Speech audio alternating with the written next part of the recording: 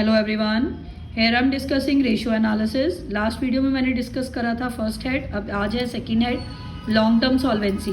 कल मैंने आपके साथ डिस्कस करा था शॉर्ट टर्म सॉल्वेंसी, ठीक है। आज सेकंड हेड है long term solvency. Long term solvency के अंडर हमारी आती हैं 5 रेशोज।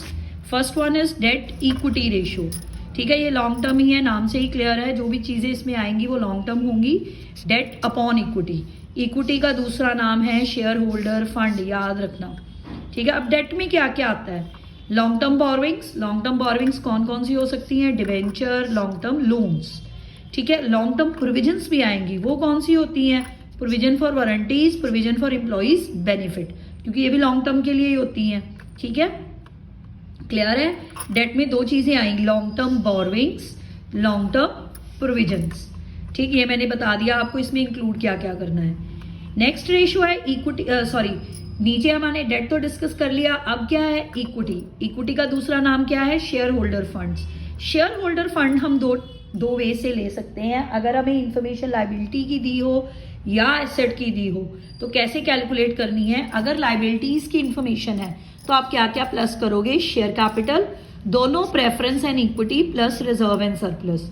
अगर एक्यूमुलेटेड लॉसेस दिए हों तो वो माइनस होंगे।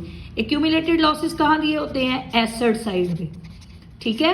कौन कौन से हो सकते हैं? डेफर्ड रेवेन्यू एक्सपेंडिचर, P&L का डेबिट बैलेंस, ठीक, P&L का debit balance, deferred revenue expenditure, advertisement, suspense.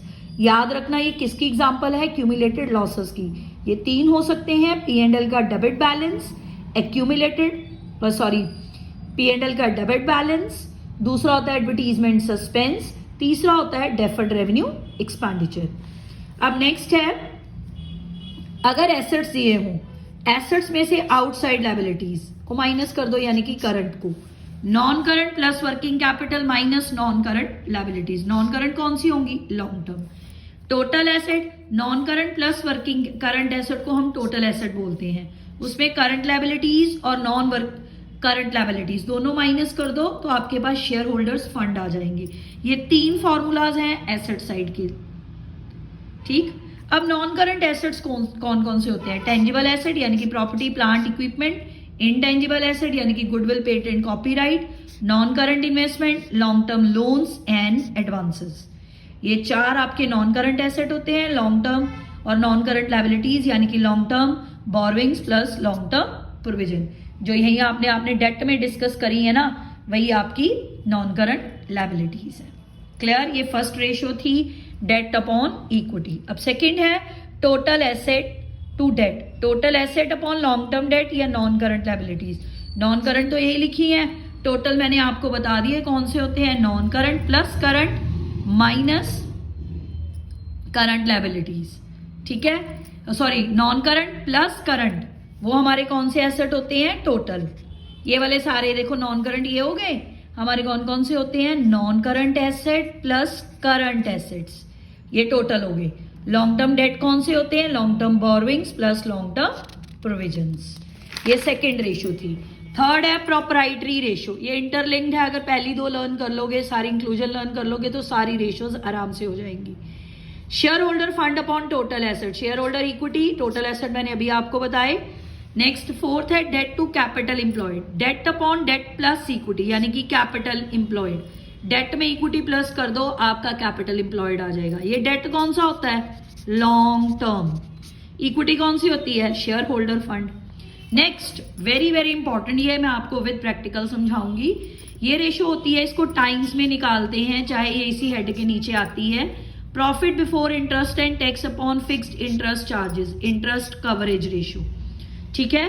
Before लेना है, ना ही प्रॉफिट में से इंटरेस्ट माइनस होना चाहिए, ना ही टैक्स, और नीचे हमने लॉन्ग टर्म बोरोइंग्स का इंटरेस्ट लेना है, क्योंकि फिक्स्ड वर्ड यूज हुआ है ना, वो लॉन्ग टर्म बोरोइंग्स पे होता है। अब एग्जांपल देखो, हमें नेट प्रॉफिट आफ्टर दे रखा है, रेट ऑफ इनकम टैक्स दे रखा है 10% डिबेंचर, 8% पब्लिक डिपॉजिट। ये दोनों क्या है?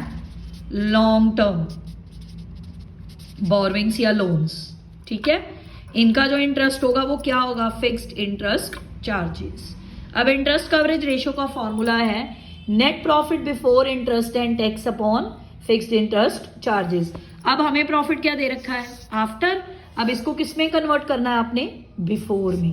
फॉर्मूला होता है profit after tax upon 100 minus tax into 100, ठीक है, profit after tax upon 100 minus tax.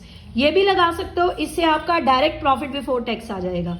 अगर आपको अकेला टैक्स निकालना है ना, अकेला टैक्स निकालना है, rate over 100 minus rate into profit after tax कर देना, इससे आपका अकेला टैक्स आ जाएगा, ठीक है, अकेला टैक्स। अगर ऐसे ये वाला फॉर्मूला लगाओगे तो डायरेक्ट आपका प्रॉफिट बिफोर टैक्स आ जाएगा। मेरे को कितना दे रखा है आफ्टर टैक्स, 210, 30% रेट है, 210, 100 माइनस 30 इंटू 100, सॉल्व करके आ गया 3 lakh. This is your profit after tax.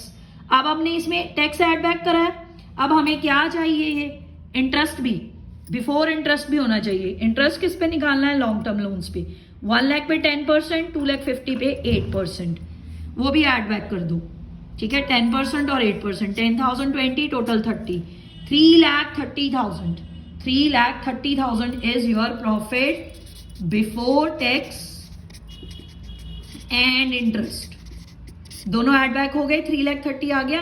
अब फॉर्मूला लगाओ, net profit before interest and tax upon fixed interest charges, 3,30,000 upon 30,000, 3,30,000 upon 30,000। ये फिक्स्ड इंटरेस्ट कहां से निकाला, डिबेंचर का और पब्लिक डिपॉजिट का, जो इसमें ऐड बैक करा था वही आपका फिक्स्ड है, वही नीचे आ जाएगा, ठीक है। 3,30,000 आ गया ये profit before interest and tax, ठीक, और interest 30, 11 times is your answer. Clear? याद रखना, profit before interest and tax लेना है, उसे अगर आपको आफ्टर दिया है बिफोर को बिफोर में कन्वर्ट करना है तो ये फॉर्मूला लगाओगे, profit after tax upon 100 minus tax into 100, वो बिफोर टैक्स आ जाएगा, फिर उसमें इंटरेस्ट ऐड बैक कर देना, profit before tax and interest आ जाएगा। Done? Clear? Thank you very much.